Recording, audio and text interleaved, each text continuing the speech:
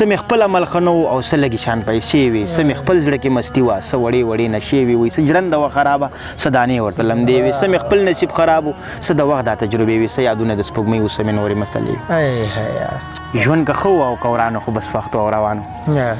دغه نور دوه چې ځلیږي د یو بل سره خندېږي، دې ته څه بلا سکون دی، یو لیلا د یو مجنون دی. دغه نور دوه چې په ځان دي دا خو بلکل ستا په شان دي، دا کمال د ذوالجلال دی، دا خو خوب خو لیوال دی، د دې یو په مخ کې کوتي، د دې یو په زنه خال دی، د دې یو په تندي وګوره د سرو زرو ټیکې ته غوږ مې ونیسه کیسې ته. مهرباني. زه د ستړي ژوند کاروان وم سړیه،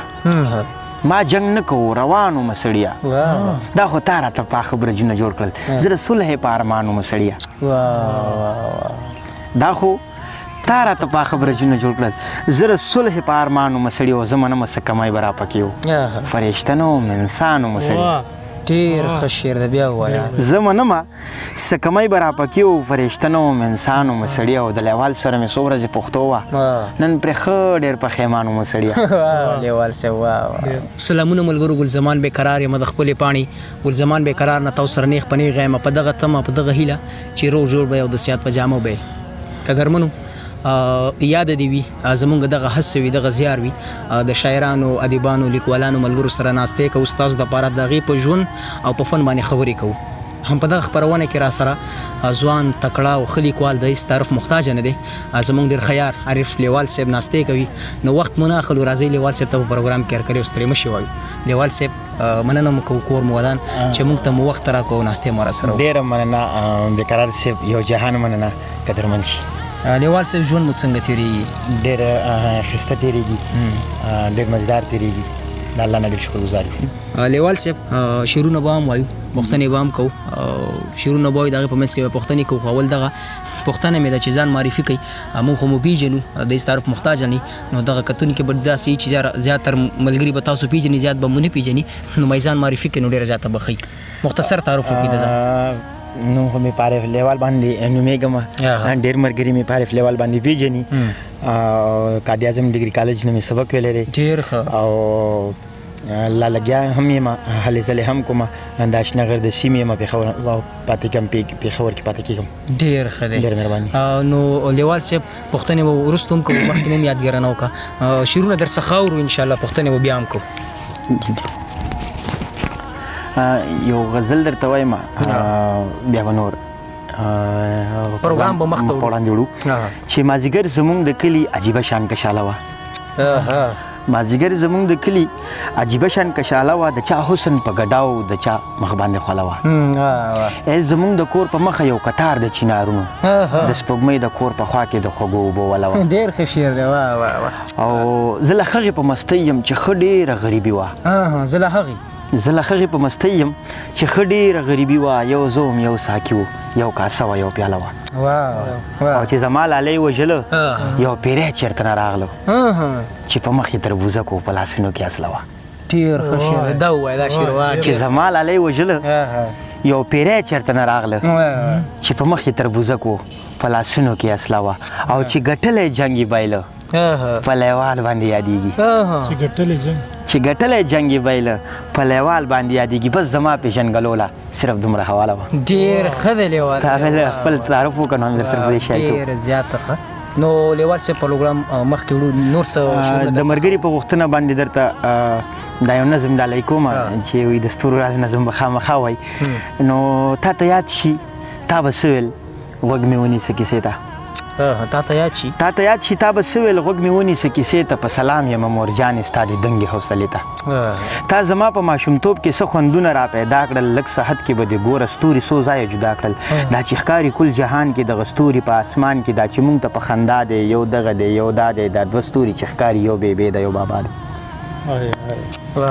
دا دوه ستوري چې ښکاري یو بیبی د یو بابا دی، دا څلور چې په قطار دي دا څلور خواږه یاران دي، دغه نور چې په قطار دي یو جنت دی نور ګلان دي، دغه ګڼ ستوري چې ښکاري دا هماغه شهیدان دي، په پردي جنګ کې مړه شوي پښتانه دي یتیمان دي، دغه یو ستوری ولاړ دی د دنیا د تماشې ته غوږ مې ونیسه کیسې ته. دغه یو ستوری ولاړ دی د دنیا د تماشې ته غوږ مې ونیسه کیسې ته غوږ مې ونیسه کیسې ته دغه یو ستوري ته ګوره دغه څه بلا اوتر دی دغه بل ستوري ته ګوره دا د چا نه مرور دی دغه بل ته د ورپام دی دا د چا سترګې په لار دی دغه بل ستوري ته ګوره دا د چا په انتظار دی دغه نور دوه چې ځلیږي د یو بل سره خندېږي دي ته څه بلا سکون دی یو لیلا دی یو مجنون دی مننه مهرباني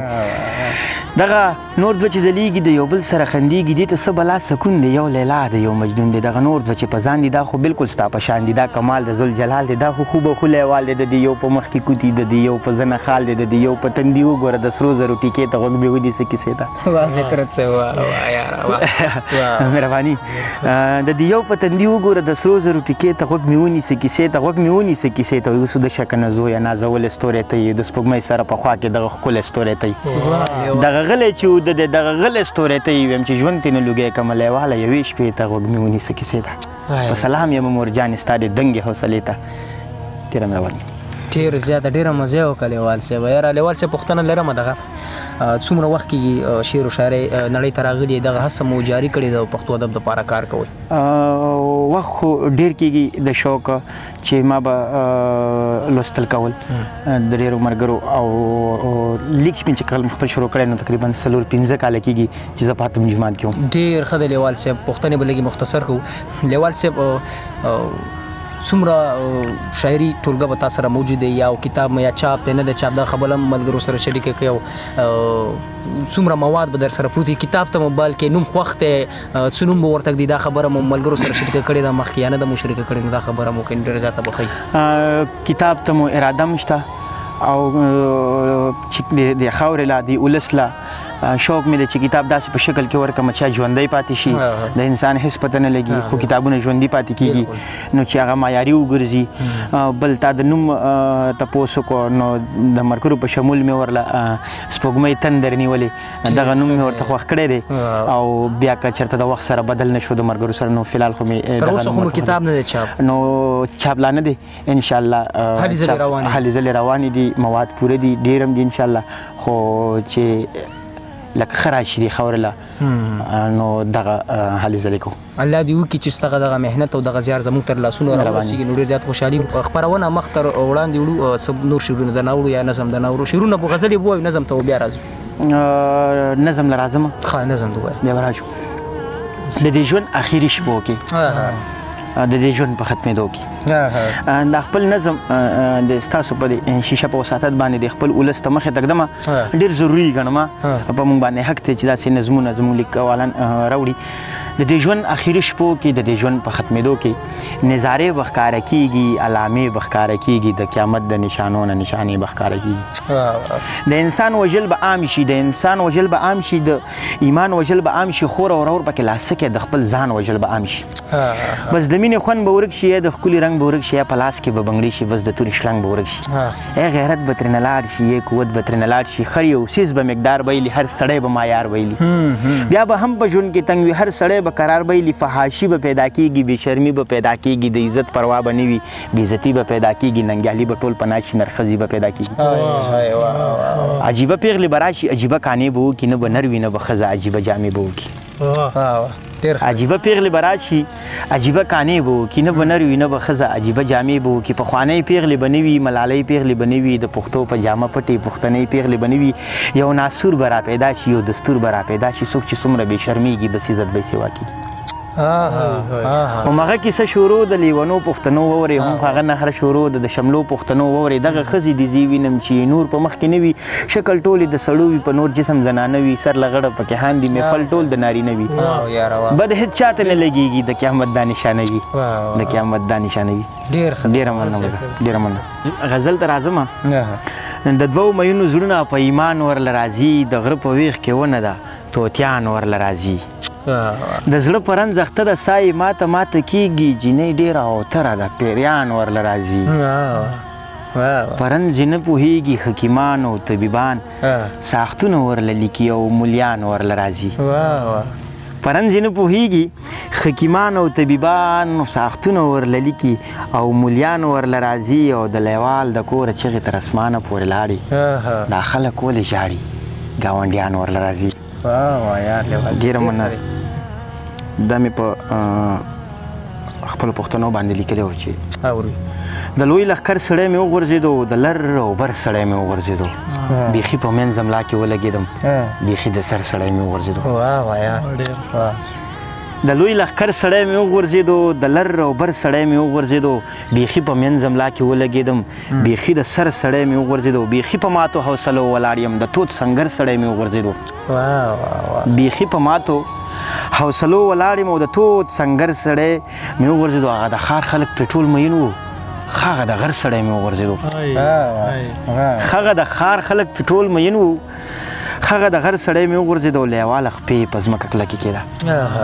د لوی صادر سړی مې وغورځېدو واه لیوال صاحب واه واه زما د ستړي ژوندون ستړی داستان عنوان به اوس پخپله راشي زما د ستړي ژوندون ستړی داستان د ماشومتوب په خوږو پوهه نه وم چې د ځوانۍ دورشلته وختمه له ډېرو ستونزو سره وړاندې شومه زه به اکثر په ژوند کې تنګ شوم نو ما به اکثر له خدایه مرګ غوښتلو ما به د ژوند نه ځان جدا ګڼلو ځکه به ما له خدایه مرګ غوښتلو په یوه شپه له کاره ستړی راغلم په وجود روغ وم لکه مړی راغلم سترګې مې پټې شوې دستي وده شوم دستي لاسکې چې بیخي وده شوم څوک راله راشي ما له خوبه پاسې زما وجود مانه په کټ پاتې شي زه خپل وجود د لاسه کلک ونیسم زه خپل وجود ځان ته په زور راکاږم د خپل وجود نه مخکې رستو شم یو څو کسان وي ما له خواله راشي زما وجود مانه په بله یوسي د خپل وجود پسې روان شم زه بیخي په یو دوه کې حیران شم زه څه خلک مخکې وي او څه ورپسې وجود مې مخکې وي او زه ورپسې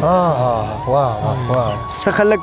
مخکې وي او څه ورپسې وجود مې مخکې وي او زه ورپسې چې جنازه مې له وجود وته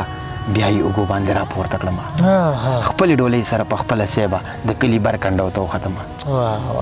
وجود مې ونیوه د لاسه که نه ورته مې وویل راپاسه که نه ما پسې ښې منډې وهلې خو چا نه لیدمه ما پسې ښې سلګۍ وهلې خو چا نه لیدمه په آخري کې زما وجود لکنده وکړه کیسه اوږده وه خو بس ما درته پلنډه وکړه سلګو نیولی وم د مخ رنګ مې بیخي خراب و د خوبه پاڅېدم د خولې خوند مې بیخي خراب و لیوال خوبونو کې خپل مرګ ولیده بیا به مې مرګ له خدایه نه غوښتلو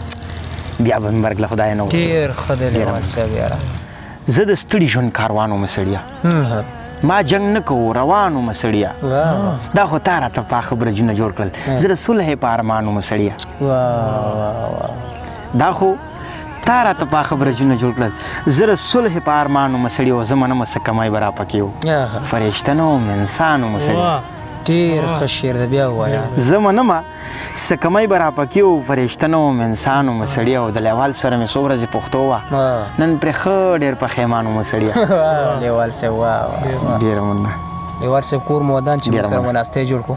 د ویډیو په اخره کې څه پیغام لري خپلو کتونکو ته لنډ پیغام ورکړه پیغامونه خو مونږ بلا ډېر د خلکو ته ورکړل دی او معموله ستا خو اخري کې بیا د یو پیغام ورکوم ستړی ستړی پیغام در کوم مینه ژوند وکئ رورولي سوکالي امن راوړی دی خاورې ته او جنګ او نفرتونه د خاورې نه ختم کړئ دغه یو پیغام مې دی ورته ډېره زیاته مننه لیوال صاحب که ژوند و دغه پروګرامونه دغه هلې ځلې دا به جاري ساتو جاري وساتو د ساجد نادان صاحب هم مننه کوو چې موږ سره په دغه خپرونه کې کېناستو مننه کوم چې دلته مو ډېره مننه پوره تشریف راوړی قدرمن شي قدرمنو را روان خپرونه پرې خپل ګل زمان ته ورکړي اجازت په لوی علم سپارم د الله په امان